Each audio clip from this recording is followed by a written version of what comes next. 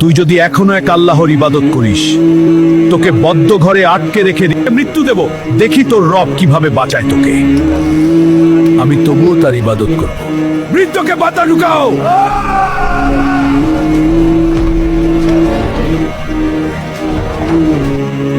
ও রব, আমি আপনাকে বিশ্বাস করি এবং আপনার পরিকল্পনা অনেক উত্তম। আজ 1 মাস হয়েছে বৃদ্ধকে ঘরবন্দি করেছি। যাও, দরজা খোলো, আমি তার লাশ দেখব।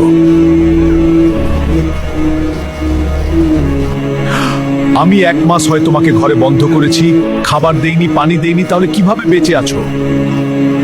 আমার রব রিজিকের মালিক, তিনি আমাকে কিভাবে বেঁচে রেখেছে এটাই তো তাহলে শুনুন।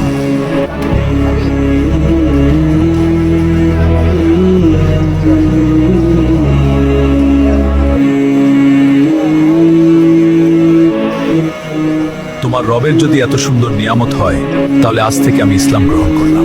আলহামদুলিল্লাহ, আলহামদুলিল্লাহ, আলহামদুলিল্লাহ।